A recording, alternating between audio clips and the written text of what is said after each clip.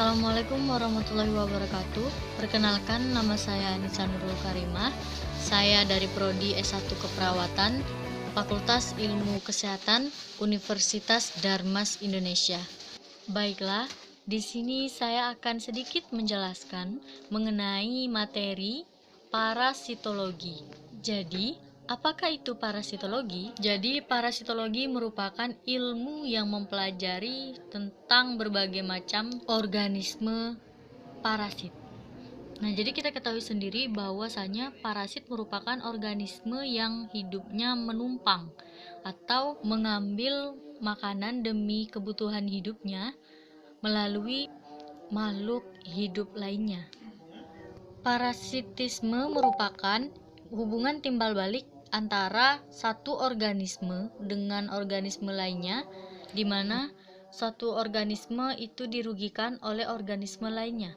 Jadi di sini kita akan membahas topik selanjutnya, yaitu mengenai jenis-jenis atau macam-macam parasitisme. Baiklah, menurut tempat hidupnya, parasit dibedakan menjadi dua macam. Yang pertama adalah endoparasit. Endoparasit ini merupakan parasit yang hidup di dalam tubuh manusia, seperti hidup di darah, usus, dan otot. Saya contohkan seperti Plasmodium sp.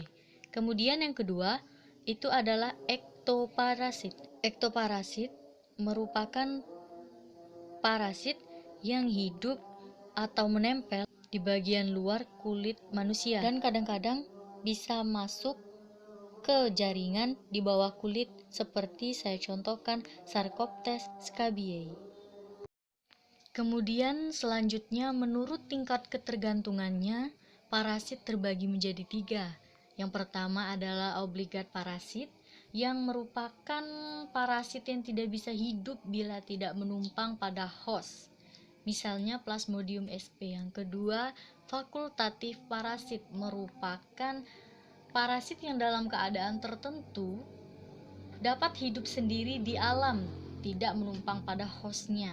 Kemudian yang ketiga, ada parasit tidak permanen, adalah parasit yang hidupnya berpindah-pindah dalam satu tuan rumah ke tuan rumah yang lain, contohnya seperti nyamuk. Selanjutnya, menurut derajat parasitisme dibagi menjadi 4 macam. Yang pertama itu ada komensalisme. Nah, komensalisme ini merupakan suatu hubungan timbal balik atau suatu hubungan di mana organisme mendapat keuntungan dari organisme yang lainnya. Nah, sedangkan akan tetapi organisme tersebut tidak dirugikan, seperti itu. Kemudian yang kedua, itu ada mutualisme. Mutualisme itu merupakan hubungan dua jenis organisme yang keduanya mendapat keuntungan. Selanjutnya itu yang ketiga ada simbiosis. Simbiosis merupakan hubungan permanen antara dua organisme dan tidak dapat hidup terpisah. Yang keempat itu ada pemangsa atau predator. Nah, pemangsa atau predator ini merupakan parasit yang membunuh mangsanya kemudian memakannya. Sebagian besar parasit yang hidup pada tubuh host tidak menyebabkan penyakit atau non-patogen. Namun, dalam parasitologi kita akan membahas pada parasit patogen atau yang menyebabkan penyakit pada manusia. Nah, di sini host atau inang itu dibedakan menjadi beberapa jenis. Ada 4 macam. Yang pertama, itu ada host definitif, yaitu host tempat parasit hidup, tumbuh menjadi dewasa, dan berkembang biak secara seksual. Kemudian yang kedua, itu ada host perantara, adalah tempat parasit hidup, tumbuh, dan menjadi bentuk infektif yang siap untuk ditularkan kepada host atau manusia. Kemudian yang ketiga, itu ada host reservoir, adalah hewan yang mengandung parasit yang menjadi sumber infeksi bagi manusia. Kemudian yang keempat ada host paratenitik, maaf saya ulangi, yang keempat ada host paratenik, yaitu hewan yang mengandung stadium infektif parasit. Nah, yang kemudian stadium infektif ini ditularkan menjadi dewasa pada host definitif. Jadi hubungan parasit dengan host yang kemudian memunculkan suatu gejala penyakit itu disebut dengan infeksi. Kemudian kita masuk ke materi selanjutnya, yaitu pengaruh parasit pada host. Nah, pengaruh parasit ini ada dua. Yang pertama ada efek langsung dan ada efek tidak langsung yang kedua. Efek langsung itu seperti cedera mekanik. Jadi dapat ditimbulkan oleh tekanan parasit akibat pertumbuhan yang lebih besar, seperti itu. Misalnya saya contohkan Hista hydratidosea. Kemudian yang kedua itu ada efek tidak langsung. Itu seperti reaksi imunologis. Kerusakan jaringan dapat disebabkan karena respon imunologi host. Seperti saya contohkan misalnya sindrom nefritis. Kemudian kita masuk ke pokok pembahasan selanjutnya, yaitu penularan parasit.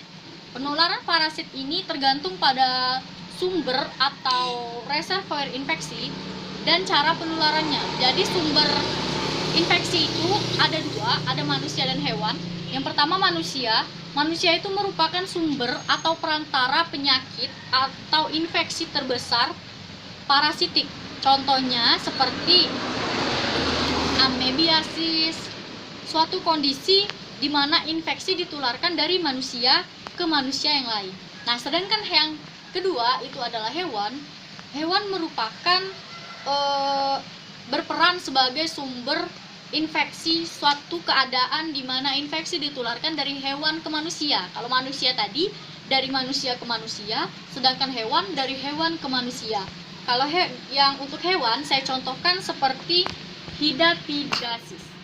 Selanjutnya kita masuk ke pokok pembahasan selanjutnya, yaitu cara penularan. Cara penularan dari infeksi parasit ini sendiri dibagi dengan beberapa macam. Yang pertama ada melalui rute oral. Rute oral ini seperti kita makan, minum, kemudian sayur-sayuran. Nah, seperti kita makan dan minum mengkonsumsi daging yang kurang matang atau yang masih mentah, kemudian atau kepiting yang belum matang, kemudian kita mengkonsumsi air yang belum matang atau yang masih mentah, itu dapat menimbulkan penularan suatu infeksi parasit. Kemudian yang kedua yaitu penetrasi kulit dan membran mukosal. Yang ketiga itu ada inokulasi vektor arthropoda, yaitu infeksi juga dapat ditularkan dengan inokulasi ke dalam darah melalui nyamuk seperti pada penyakit malaria, seperti itu. Kemudian yang keempat itu ada kontak seksual, seperti itu. Jadi kontak seksual ini trichomonial kontak seksual. Yang keempat kontak seksual yaitu trichomoniais dapat ditularkan melalui kontak seksual. Entamobiasis dapat ditularkan melalui kontak seksual anal oral seperti pada kalangan homoseksual. Selanjutnya kita masuk ke pokok pembahasan selanjutnya, itu parasitologi medis. Jadi parasitologi medis ini terbagi lagi menjadi beberapa bagian. Yang pertama ada morfologi. Morfologi itu meliputi ukuran, bentuk, warna, dan posisi organel yang berbeda dalam parasit pada berbagai tahap perkembangannya. Kemudian yang kedua ada distribusi geografis yang dipengaruhi oleh, yang tergantung oleh spesifitas host, kemudian kebiasaan makan, kemudian kemudahan parasit melarikan diri dari host, kemudian kondisi lingkungan yang mendukung kelangsungan hidup di luar tubuh, dan adanya host yang sesuai. Kita lanjut ke siklus hidup parasit. Jadi siklus hidup parasit adalah rute yang dilalui oleh parasit dari saat masuk ke host, kemudian di dalam host, kemudian keluar dari host dan masuk kembali. Kita masuk ke hubungan host dan parasit. Itu ada yang pertama, status karir, yaitu hubungan host dan parasit yang sempurna, di mana kerusakan jaringan oleh parasit diseimbangkan dengan perbaikan jaringan host. Kemudian yang kedua adalah keadaan penyakit-penyakit terjadi akibat resistensi otot. Yang kedua adalah keadaan penyakit-penyakit terjadi akibat resistensi host yang rendah atau patogenesitas parasit yang tinggi. Yang ketiga yaitu penghancuran parasit terjadi ketika resistensi host yang tinggi. Selanjutnya kita masuk ke pemeriksaan laboratorium. Selanjutnya kita masuk ke klasifikasi parasitologi, yaitu dibagi menjadi protozoologi medis. Nah, protozoologi medis ini berkaitan dengan studi protozoa yang penting secara medis. Protozoa itu merupakan organisme dari sel tunggal yang secara morfologi dan fungsional dapat melakukan semua fungsi kehidupan. Dan selanjutnya yaitu helmintologi medik yang berkaitan dengan studi parasit cacing yang mempengaruhi manusia. Parasit cacing merupakan hewan banyak sel, simetris bilateral, dan memiliki 3 lapisan geminal. Selanjutnya kita masuk ke entomologi medik yang berkaitan dengan studi arthropoda yang menyebabkan atau menularkan penyakit pada manusia. Arthropoda itu merupakan kelompok terbesar dari spesies dalam kerajaan hewan, seperti itu. Ditandai dengan memiliki tubuh bilateral simetris dan sebagainya.